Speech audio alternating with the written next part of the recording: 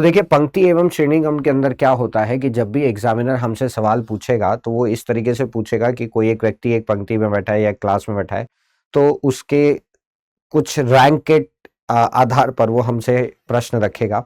तो देखिए यहाँ पर इस चीज को हम समझते हैं, जरा इसके कॉन्सेप्ट को हम समझते हैं कि कॉन्सेप्ट हमसे ये कहता है कि मान लीजिए सर, एक केस लेते हैं, मान लीजिए सर कि एक पंक्ति है, इस पंक्ति में कुछ व्यक्ति बैठे हैं, कुल कितने व्यक्ति बैठे हैं हम नहीं जानते, लेकिन इस पंक्ति में कुछ व्यक्ति बैठे हैं जहां पे ए का क्रम, जहां पर ए नाम का एक व्यक्ति बैठा है जिसका बाएं से क्रम है एक पंक्ति में कुछ व्यक्ति बैठे हैं, कुल कितने व्यक्ति बैठे हैं हम नहीं जानते, लेकिन इस पंक्ति में ए नाम का एक व्यक्ति बैठा है जिसका बाएं से क्रम है एक।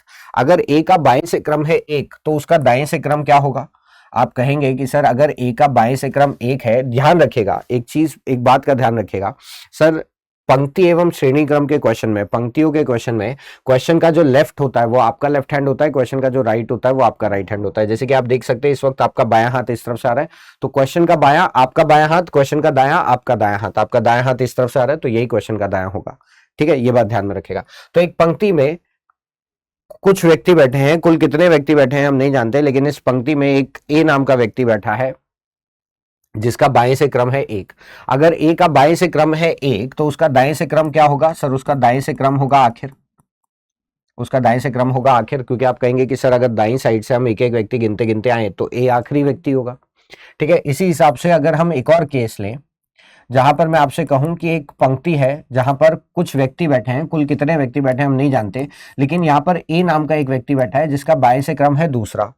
तो अब अगर देखिए ए का बाएं से क्रम है दूसरा तो इसका दाएं से क्रम क्या होगा? तो आप कहेंगे कि सर दाएं छोर से अगर हम एक एक व्यक्ति गिनते गिनते आए तो ये व्यक्ति जो कि बाएं छोर से पहले रैंक पे बैठा है, ये व्यक्ति जो बाएं छोर से पहले रैंक पे बैठा है, सर इसका दाएं से रैंक आखिरी होगा, इसका दाएं से रैंक आखिरी होगा। और क्योंकि ए इससे एक स्थान पहले बैठा है, ठीक है, क्योंकि ए इससे एक स्थान पहले बैठा है तो ए जो हो गया वो आखिर से दूसरा हो गया, ए जो हो गया वो आखिर से दूसरा व्यक्ति हो गया। ठीक है, ये आखिर से दूसरा व्यक्ति हो गया।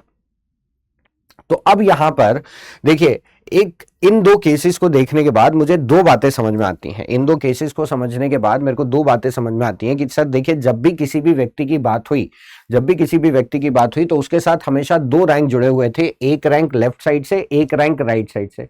जब भी किसी व्यक्ति की बात हुई तो उसके साथ हमेशा दो रैंक जुड़े हुए थे, एक रैंक लेफ्ट साइड से, एक रैंक राइट साइड से।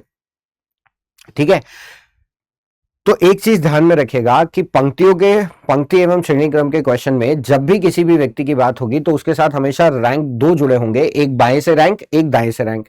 ठीक है, दूसरी चीज यहां पर नोटिस करने वाली ये थी कि सर जब भी मैंने आपको व्यक्ति का रैंक बताया, मैंने आपको व्यक्ति का रैंक एक अंकीय मान बताया कि मान लीजिए उसका बाएं से रैंक एक है कि उसका बाएं से रैंक दो है, तो मैंने जब भी आपको व्यक्ति का रैंक बताया मैंने उसका रैंक आपको एक अंकीय मान बताया। लेकिन जब आपने मुझे व्यक्ति का दूसरे छोर से रैंक बताया तो आपने जो है वो मुझे एक जनरल वैल्यू बताई, आपने मुझे एक सामान्य वैल्यू बताई। यहाँ पे आपने मुझे एक अंकीय मान नहीं बता पाया। क्यों?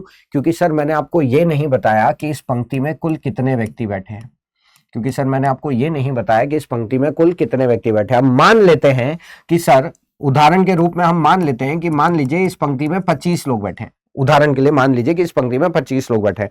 अब देखिए अगर इस पंक्ति में कुल मिलाकर 25 लोग बैठे हैं जिसमें से ए का रैंक बाएं से एक है तो उसका दाएं से रैंक क्या होगा? तो आप कहेंगे कि सर दाएं से एक एक व्यक्ति गिनते गिनते आए तो ए आखिरी व्यक्ति होगा, यानी कि ए का बाएं से रैंक, ए का दाएं से रैंक क्या हो जाएगा? 25 हो जाएगा। उसी हिसाब से अगर इस पंक्ति में भी 25 कुल मिलाकर 25 लोग बैठे हैं जहां पर ए का बाएं से रैंक है दूसरा, तो उसका दाएं से रैंक क्या होगा? तो आप कहेंगे कि सर दाएं तरफ से एक एक व्यक्ति काउंट करते करते आए तो ये व्यक्ति जो कि बाएं से पहले रैंक पर है ये दाएं से 25वें रैंक पर होगा, और क्योंकि ए से एक रैंक आगे बैठा है तो ए का दाएं से रैंक क्या हो जाएगा? 24। तो कुल मिलाकर अगर आप यहां पर देखें कि ये जो 25 और 24 ये जो रैंक आपने मुझे निकाल के दिया, ये किस आधार पर निकाल के दिया? तो एक्चुअली में सर आप एक फॉर्मूले का इस्तेमाल कर रहे थे, T equals to L plus R minus one. ठीक है, आप एक फॉर्मूले का इस्तेमाल कर रहे थे T equals to L plus R minus one, जहां पर T होता है कुल व्यक्तियों की संख्या, L होता है बाएं से रैंक, L होता है बाएं से रैंक, R होता है दाएं से रैंक। ठीक है, और माइनस वन जो है वो एक फिक्स वैल्यू है तो वो एज इट इज रहेगी, वो एक स्थिर वैल्यू है तो वो एज इट इज रहेगी।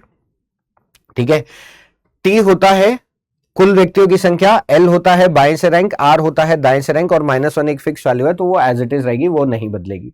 अब देखिए ये आपको दिख रहा है कि एक 3 वेरिएबल का फॉर्मूला है। सर वेरिएबल क्या होता है? वेरिएबल एक ऐसा वैल्यू होता है जिसकी मतलब वेरिएबल एक ऐसी वैल्यू होती है जो कि क्वेश्चन दर क्वेश्चन बदलती है। अब देखिए इस पूरे फॉर्मूले में से टी क्वेश्चन दर क्वेश्चन बदल सकता है, एल की वैल्यू क्वेश्चन दर क्वेश्चन बदल सकती है, आर की वैल्यू क्वेश्चन दर क्वेश्चन बदल सकती है। तो एक 3 वेरिएबल फॉर्मूला हो गया। अब एक 3 वेरिएबल फॉर्मूले को सॉल्व करने के लिए 2 वेरिएबल की वैल्यू चाहिए होती है। अब जैसे कि देखिए इस प्रश्न में आपको पता था टोटल कितना है 25, तो टी का मान कितना हो गया 25। आपको पता था लेफ्ट से रैंक कितनी है 1, तो एल का मान कितना हो गया 1। अब देखिए 25 बराबर 1 प्लस आर माइनस 1, 1 माइनस 1 कितना होता है 0। ठीक है, तो आर का मान कितना गया 25। इसी हिसाब से इस वैल्यू को, सेकंड केस की वैल्यू को यहां पे रख के देख लीजिएगा, आपको मिल जाएगा। ठीक है, इस हिसाब से। ठीक है, बात समझ में आ गई? तो इस तरीके से होता है। तो आप देखिए यहां पर क्या होता है कि इस फॉर्मूले के आधार पर एग्जामिनर हमसे अलग अलग तरीके से सवाल पूछता है। तो एग्जामिनर हमसे किस अलग अलग तरीके से सवाल पूछता है, क्या क्या केसेस बनाता है और किस आधार पर पूछता है, उन चीजों को एक एक करके समझेंगे। तो सबसे पहले सर हम केस नंबर 1 को समझते हैं। केस नंबर 1 हमसे यह कहता है कि एक पंक्ति है जहां पर ए नाम का एक व्यक्ति बैठा है जिसका बाएं से क्रम है 10 और इस व्यक्ति का दाएं से क्रम है 12। तो बताइए कि इस पंक्ति में कुल कितने व्यक्ति बैठे हैं। ठीक है, मेरा प्रश्न यह है कि एक पंक्ति में ए का बाएं से क्रम है 10 और ए का दाएं से क्रम है 12, तो इस पंक्ति में कुल कितने व्यक्ति बैठे हैं। हमें पता है कि कुल व्यक्तियों को निकालने के लिए हमारे पास फॉर्मूला होता है T equals to L plus R minus 1, जहां पर एल होता है लेफ्ट से रैंक। ठीक है, इस पंक्ति में लेफ्ट से रैंक कितना दे रखा है 10, तो एल का मान कितना हो गया 10। आर क्या होता है राइट से रैंक, राइट से रैंक कितना दे रखा है 12, तो आर का मान कितना हो गया 12 घटा 1। सर 10 प्लस 12 कितना हो गया 22, 22 घटा 1 कितना होता है 21। तो कुल मिलाकर इस पंक्ति में कितने लोग हैं 21। कुल मिलाकर इस पंक्ति में कितने लोग हैं 21। सर ये तो बात हुई फॉर्मूले की, ये तो बात हुई फॉर्मूले की, लेकिन मान लीजिए कि अगर इस क्वेश्चन को मैं तर्क के आधार पर सॉल्व करना चाहता हूं, लॉजिक के आधार पर सॉल्व करना चाहता हूं, अगर मैं इस प्रश्न को तर्क के आधार पर सॉल्व करना चाहता हूं, लॉजिक से सॉल्व करना चाहता हूं, तो मैं कैसे करूंगा। मुझसे यह कहा गया कि एक पंक्ति है जहां पर ए का बाएं से क्रम है 10 और ए का दाएं से क्रम है 12। तो मुझे एक बात बताइए सर, अगर ए का बाएं से क्रम है 10, तो ए के बाईं तरफ कितने लोग बैठे होने चाहिए। सर ए का अगर बाएं से क्रम है 10 तो ए के बाएं में 9 लोग बैठे होने चाहिए। सर 9 लोग बैठे होंगे तभी तो ये बाएं से 10वीं रैंक पे होगा। देखिए ये व्यक्ति बाएं से पहली रैंक पे, ये दूसरी रैंक पे, ये तीसरी रैंक पे, ये चौथी रैंक पे, ये 5वीं रैंक पे, ये 6ठी रैंक पे, ये 7वीं रैंक पे, ये 8वीं रैंक पे, ये 9वीं रैंक पे, तभी तो ए 10वीं रैंक पे आएगा। ठीक है, तो अगर ए का बाएं से रैंक 10 है तो ए के बाएं में 9 लोग बैठे होने चाहिए, और अगर ए का दाएं से रैंक 12 है तो ए के दाएं में 11 लोग बैठे होने चाहिए। ठीक है ना, ए के दाएं में 11 लोग बैठे होने चाहिए, तभी इसका दाएं से रैंक 12 आएगा। देखिए ये पहला व्यक्ति, दूसरा व्यक्ति, तीसरा, चौथा, पांचवा, छठा, सातवां, आठवां, 9वां, 10वां, 11वां, ये 12वां व्यक्ति हो गया। ठीक है, तो अब यहां पर एक चीज ध्यान दीजिएगा, यहां पर एक चीज ध्यान दीजिएगा कि बाईं तरफ से अगर एक एक व्यक्ति बैठाते बैठाते आए, ठीक है ना, तो देखिए यहां पर ए के आगे कितने बैठे हुए 9 लोग, ए के आगे कितने बैठे हैं 9। ठीक है सर, यहां पर ए के पीछे कितने बैठे हैं 11। तो अगर ए के आगे और पीछे मिलाकर हम देखें तो 9 प्लस 11 अभी तक 20 लोग बैठ गए। देखिए ए के आगे 9 लोग बैठे, ए के पीछे 11 लोग बैठे, तो ए का आगे और पीछे मिलाकर अगर हम देखें तो अभी तक कुल मिलाकर 9 प्लस 11 20 लोग बैठे। और क्योंकि ए भी बैठा है इस पंक्ति में तो ये +1 होगा, जिसको अभी तक हम गिनना भूल गए, क्योंकि ए भी बैठा है इस पंक्ति में, तो +1 हम और कर देंगे ए के लिए, तो 11 + 19 20 + 1 21, कुल मिलाकर इस पंक्ति में 21 लोग बैठे हैं।